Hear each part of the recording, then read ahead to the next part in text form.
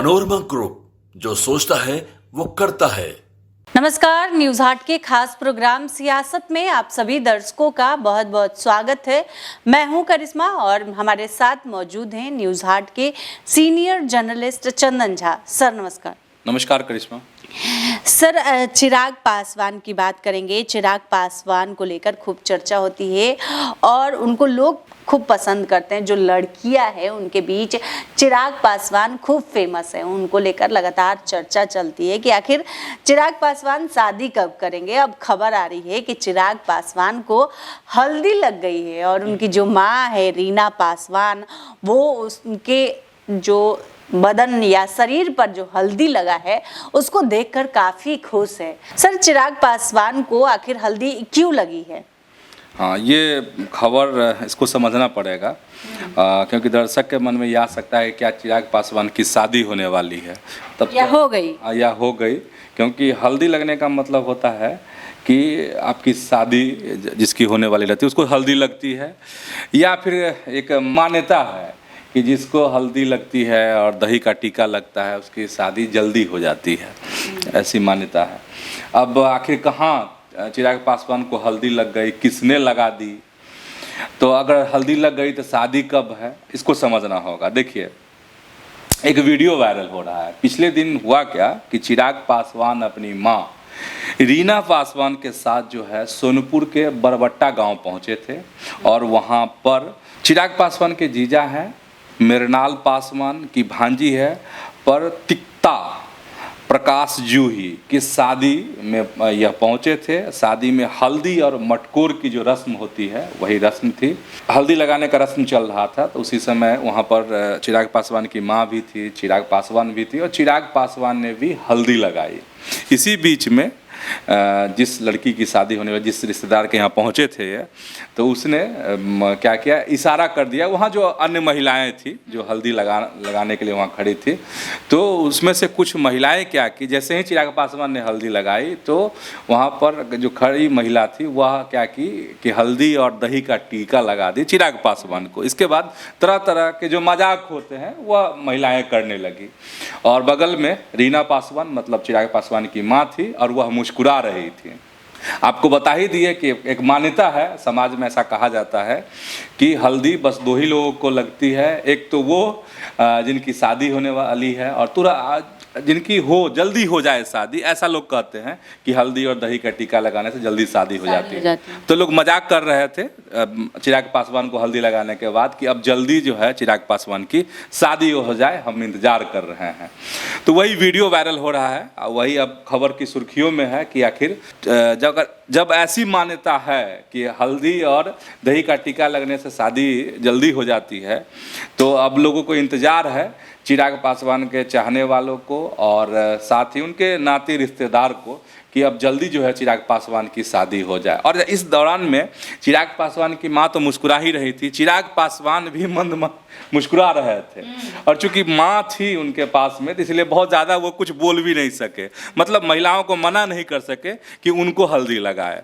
तो ये दृश्य था जो खबर की सुर्खियों में है करिश्मा आज। सर, चिराग पासवान बार बार कहते हैं कि उनको केंद्र की राजनीति में मन नहीं लग रहा है। एक बार फिर उन्होंने कहा है कि मेरा मन डोल रहा है। चिराग पासवान फिर बयान दिए हैं बिहार में राजनीति करने को लेकर। सर, क्या कह रहे हैं चिराग पासवान? चिराग पासवान लोक जनशक्ति पार्टी रामविलास के राष्ट्रीय अध्यक्ष हैं, वर्तमान में जो केंद्रीय मंत्री हैं, और फिर से जैसे ही बयान आया है चिराग पासवान का कि वह बिहार में ही रहना चाहते हैं, तो फिर जो है जो बिहार की जो सियासत है फिर से सुलग गई है। और बीच में जब बयान आया था तो धीमा पड़ रहा था, लेकिन अब फिर जो है राजनीति गरमाई है बिहार की। और इसमें क्या है कि जो कांग्रेस है और आरजेडी है इस पर चुटकी भी दोनों पार्टियां ले रही है और नतीजा भुगतने के लिए सावधान कर रही है राजद और कौन, तो कांग्रेस। किसको? तो नीतीश कुमार को और नीतीश कुमार की पार्टी जदयू को। हालांकि चिराग पासवान का जो यह बयान आया है उसमें उन्होंने कहा है कि जो उनके पिता रामविलास पासवान जो थे उनकी राष्ट्रीय राजनीति में रुचि थी, जबकि उनकी जो है रुचि जो है बिहार में है। और उन्होंने यह भी कहा कि जब वह 2013 में राजनीति में आए, अपनी पार्टी में आए, सक्रिय हुए, एक्टिव हुए, उसी समय उन्होंने यह जता दिया था, यह बता दिया था कि उनको बिहार में रुचि है, वो बिहार के लिए काम करना चाहते हैं। और उन्होंने कहा कि जब मैं देखता हूँ दिल्ली में, मुंबई में कि बिहारी जो हैं, बिहार के लोग किस तरीके से मेहनत और मजदूरी करते हैं, मतलब उनके कल्याण के लिए, इसलिए उनका नारा भी है कि बिहार फर्स्ट, बिहारी फर्स्ट। लेकिन सबसे इंटरेस्टिंग ये है करिश्मा कि चिराग पासवान के इस बयान से बीजेपी ने का जो बयान आया, बीजेपी का यह कहना है कि चिराग पासवान अगर बिहार में सक्रिय होते हैं तो ये बढ़िया है एनडीए के लिए, एनडीए और मजबूत होगा। जबकि जदयू का भी यही कहना है कि चिराग पासवान अगर एक्टिव होंगे बिहार के में तो इससे हमको फ़ायदा मिलेगा, एनडीए को फ़ायदा होगा। हालांकि बता ही रहे हैं कि तंज कस रहे हैं, नीतीश कुमार को भड़काने की कोशिश हो रही है, राजद के द्वारा भी और कांग्रेस के द्वारा भी। पनोरमा ग्रुप, जो सोचता है वो करता है। सर, बिहार भाजपा की कमेटी को लेकर कई दिनों से सस्पेंस चल रहा था। बिहार में बीएल संतोष भी आए, मीटिंग हुई, और इस मीटिंग में सर क्या लगता है, इस पर कुछ चर्चा हुई कि नहीं हुई? करिश्मा, बीएल संतोष जो है बिहार में रहे, 2 दिन रहे, उनका अपना कार्यक्रम हुआ। कार्यक्रम क्या, मेन ये था कि एक रोड मैप तैयार करना बिहार चुनाव को लेकर, और साथ ही जो संगठन है बिहार बीजेपी को, उसको मजबूत करना, उसको एक मार्गदर्शन करना कि कैसे चुनाव की तैयारी करे, और यहाँ के जो टॉप लीडरशिप है उनकी बातों को समझना कि क्या तैयारी है, कहाँ खामी है। तो ये सब मंथन हुआ है, बंद कमरे में भी बातचीत हुई है। डिप्टी सीएम दो हैं, सम्राट चौधरी, विजय सिन्हा, प्रदेश अध्यक्ष जैसे लोगों से उनकी मीटिंग हुई है। अब है कि दो रोड मैप है कि कैसे कैसे ये करना है, सीटें कौन सी रहेंगी, जो सीटें लगातार 2 बार से भाजपा हार गई है वो दूसरे सहयोगी दल जो एनडीए में हैं उनके पास वो सीट जा सकती है। यही इन सब चीज़ों पे मंथन हुआ है। और एक बड़ी बात है कि दिलीप जायसवाल जो बीजेपी के प्रदेश अध्यक्ष हैं, उनकी कमेटी नहीं बनी, वो विस्तार नहीं हुआ। इसको लेकर है कि आखिर क्या हुआ, क्यों नहीं हो रहा है। बहुत सारे अपने दर्शक भी हैं, उनके मन में भी सवाल होंगे कि आखिर हो क्यों नहीं रहा है। तो बहुत अंदर खाने की बात आपको बताते हैं। सबसे बड़ी बात है, हम लोगों ने अलग अलग कार्यक्रम में कई बार कहा है कि बिहार बीजेपी में ज़बरदस्त गुटबाजी है, और उसी गुटबाजी का परिणाम है कि अब तक जो कमेटी है उसका विस्तार नहीं कर पाए। कौन? तो दिलीप जायसवाल। अब आपको बहुत अंदर की खबर बता रहे हैं, है क्या बिहार बीजेपी में कि 4 महामंत्री बनाने की एक सीमा है कि 4 महामंत्री बनाए जा सकते हैं, जबकि 6 उपाध्यक्ष बनाए जा सकते हैं। लेकिन पिछली बार के जो अध्यक्ष थे उन्होंने क्या किया था कि 5 महामंत्री उन्होंने नियुक्त किए थे, बनाए थे। उसी तरीके से 6 उपाध्यक्ष के बदले 8 उपाध्यक्ष बनाए गए थे, तमाम समीकरणों को साधने के लिए। अब इस बार क्या हुआ है, हम गुटबाजी की बात कह रहे थे, अब जरा बहुत मैंने अंदर की जो खबर है वो बता रहे हैं। अभी एक अलग तरह की चीज़ें चल रही है। अभी क्या है कि एक जो गुट को हम बताना चाह रहे हैं, समझाना चाह रहे हैं अपने दर्शकों से।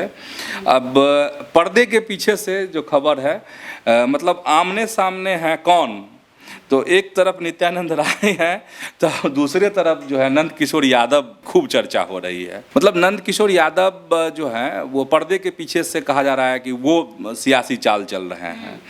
और एक गुट बना है, वो गुट है जैसे कि सुशील मोदी अब हमारे बीच नहीं है, तो सुशील मोदी का वाला जो गुट है वो क्या किया, वो गुट मर्ज हो गया। और उस गुट को लीड कौन कर रहा है? अभी उस गुट को लीड कर रहे हैं नंद किशोर यादव और मंगल पांडे, और उसी गुट में शामिल हैं कौन? तो सम्राट चौधरी। मतलब कहा जा रहा है कि नंद किशोर यादव और मंगल पांडे हैंडल करते हैं सम्राट चौधरी को, ठीक है। और जो सुशील मोदी के जो चाहने वाले थे ऐसे लोग उस गुट में शामिल हैं। सम्राट चौधरी डिप्टी सीएम भी हैं, तो सम्राट चौधरी ने अपने 6 नाम दिए हैं। 6 नाम दिए हैं कि उनके लोगों को उसमें शामिल किया जाए। जिसमें से 2 नाम उन्होंने दिए कि 2 महामंत्री के लिए और 4 उपाध्यक्ष के लिए। बनना कितना है उपाध्यक्ष? तो 6 बनना है नियमतः, लेकिन चूंकि मैक्सिमम 8 बना था तो हो सकता है इस बार भी 8 ही बन जाए, 8 लोगों को जिम्मेदारी मिल जाए, उपाध्यक्ष बना दिए जाए बिहार बीजेपी में। तो 2 महामंत्री के लिए सम्राट चौधरी ने नाम दिए और 4 उपाध्यक्ष के लिए, ये हो गया। फिर क्या हुआ कि इधर से नित्यानंद राय ने भी अपने लोगों को प्रमोट करने के लिए इसी तरह के नाम दिए। 2 महामंत्री का प्रस्ताव उनके तरफ से भी है और 4 उपाध्यक्ष का, ये हो गया। जब इसकी भनक लग गई किसको, विजय सिन्हा को, वह भी डिप्टी सीएम है, कहे कि हम क्यों पीछे रहेंगे भाई, हम जो हैं हम भी डिप्टी सीएम हैं। तो उन्होंने भी क्या किया है कि 2 महामंत्री के लिए और 4 उपाध्यक्ष के नाम सुझाए हैं प्रदेश अध्यक्ष को कि इनको महामंत्री बनाया जाए, उपाध्यक्ष बनाया जाए। अब क्या हुआ कि इस बीच में एकदम भंवर में फंस गए दिलीप जायसवाल।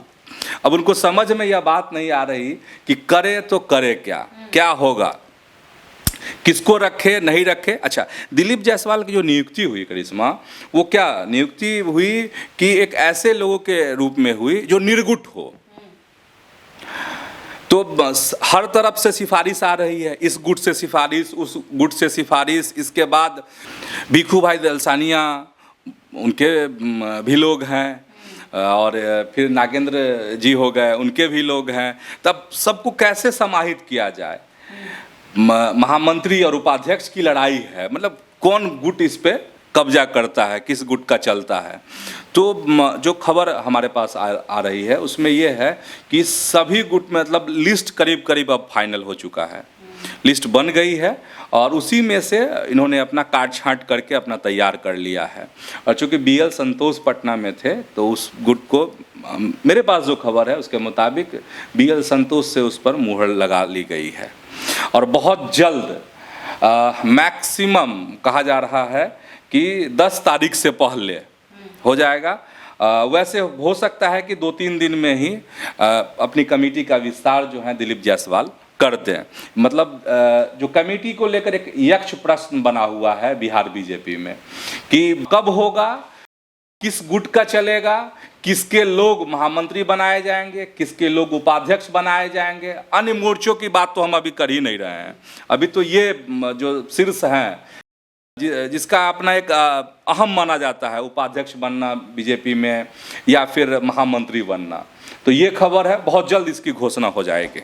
सर, रितलाल यादव बेऊर जेल में बंद है, बेऊर जेल से उन्हें दूसरे जेल में शिफ्ट कर दिया गया, कहा जा रहा है इसके पीछे बहुत कारण है। सर, आपको क्या लगता है? कई कारण हैं। एक तो उन पे आरोप भी था कि वो जेल से चीज़ों को प्रभावित नहीं करे, जो बाहरी दुनिया है उसको प्रभावित नहीं करे, इसलिए भागलपुर में इसीलिए, और सुरक्षा को लेके भी कोई सुरक्षा पे आंच नहीं आए, इसलिए उनको भेज दिया गया है भागलपुर सेंट्रल जेल में।